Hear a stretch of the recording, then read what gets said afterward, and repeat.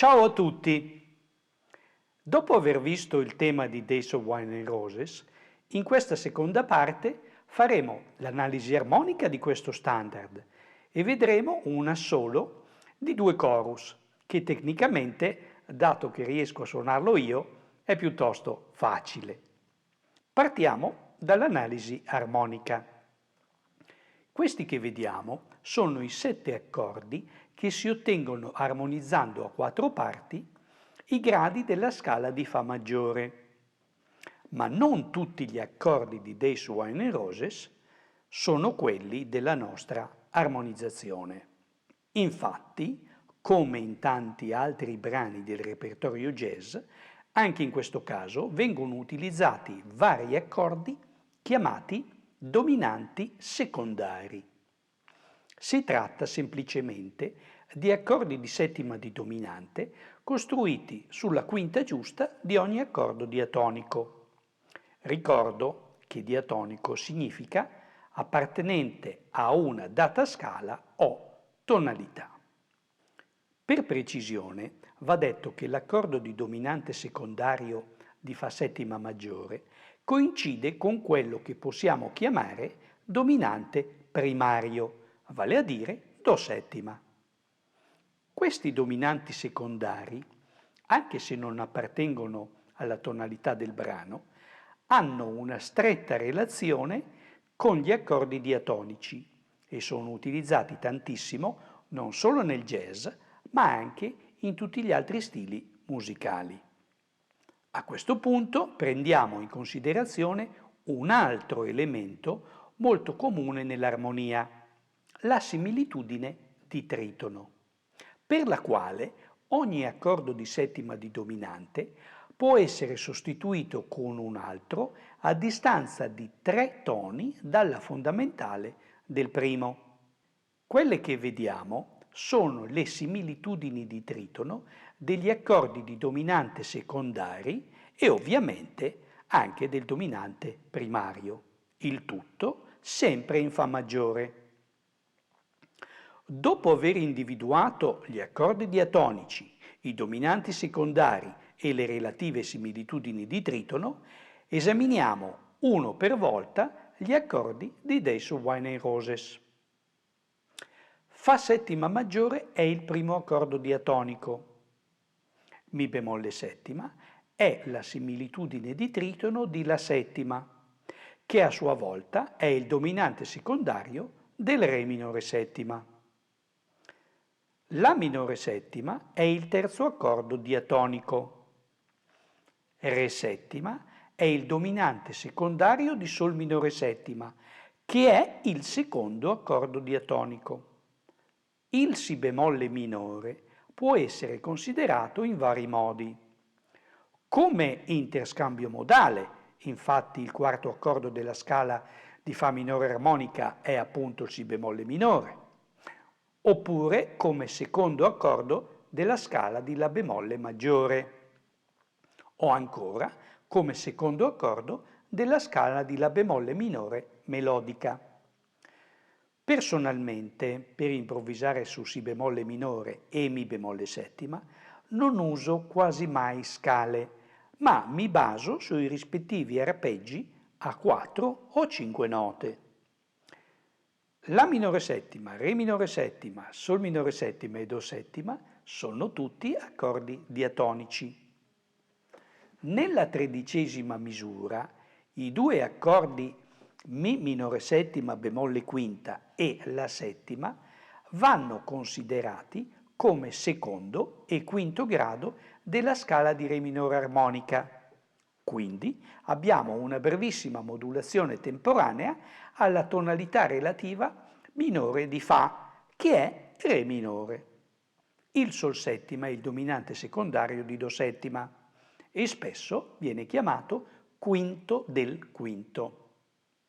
Nella seconda parte del brano gli accordi sono uguali a quelli che abbiamo appena visto, tranne per il Si minore settima bemolle quinta e il Si bemolle settima, che introducono un'altra breve modulazione temporanea alla tonalità di La minore. Il Si bemolle settima è semplicemente la similitudine di tritono di Mi settima. Spero che questa analisi armonica, che in effetti è abbastanza noiosa, vi possa essere utile per studiare altri brani. E anche se non sono un grande sostenitore della teoria musicale nel jazz, è certo che più cose conosciamo e meglio è. Passiamo adesso all'assolo, che anche stavolta non è improvvisato, ma risulta dalla mia abitudine di scrivere sul pentagramma varie idee, combinando materiali ritmici e melodici abbastanza semplici. Alcune frasi a note singole di questo studio sono molto simili o in certi casi addirittura identiche a quelle che si trovano nel mio metodo Chitarra jazz e improvvisazione melodica, che è in vendita sul mio sito. Spiegare tutto quello che viene suonato nell'assolo vorrebbe dire ripetere dei concetti e dei passaggi già visti e oltretutto questo video diventerebbe troppo lungo. Quindi mi limito a esaminare solo 3 punti dello studio che secondo me vale la pena di spiegare in dettaglio. Iniziamo con la linea melodica che si trova nelle ultime 5 misure della sezione B. La frase è tutta basata su arpeggi, combina ottavi e terzine e si conclude con 2 accordi all'inizio della seconda A. Nella 15ª misura, invece di suonare l'arpeggio di Sol minore settima, uso quello di Sol settima diesis quinta, che in pratica funziona ottimamente. Ecco la frase suonata prima lentamente e poi a tempo più veloce. Le diteggiature in sovrimpressione sono, come al solito, quelle dalle quali derivano le linee melodiche.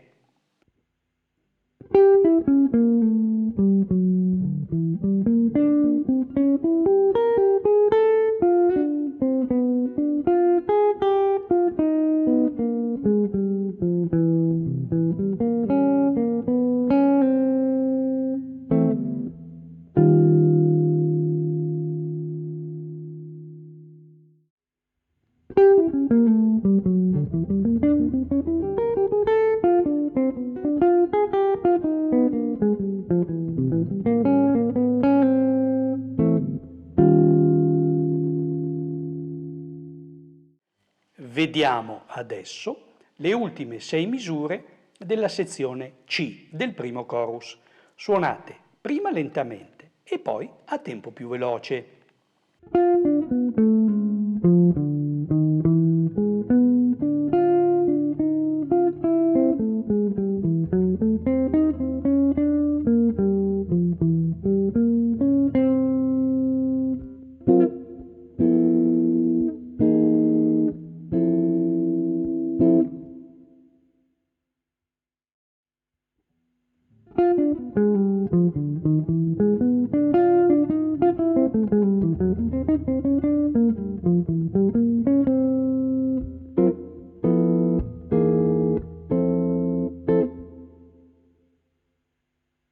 La terza linea melodica che vediamo è quella che si trova nelle ultime 6 misure della parte B nel secondo chorus. Nella 45esima misura abbiamo un passaggio in sedicesimi che per essere suonato con precisione richiede ovviamente un po' di esercizio. Comunque, nel PDF con la trascrizione trovate una frase alternativa più semplice che, volendo, può essere suonata in sostituzione di quella in sedicesimi. Ecco le misure dalla 43 alla 49 suonate sempre a 2 velocità.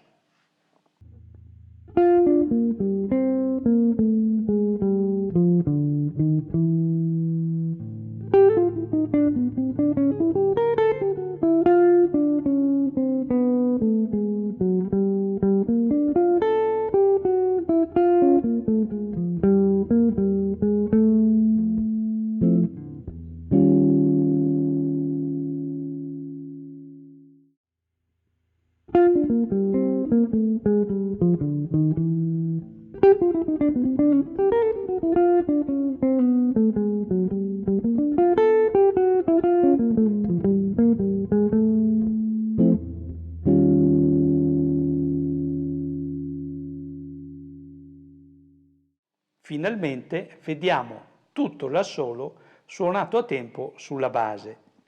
Il PDF con la trascrizione completa di tablatura e diteggiatura è disponibile gratuitamente sul mio sito e il link lo trovate nella descrizione sotto a questo video. Grazie per la pazienza e alla prossima!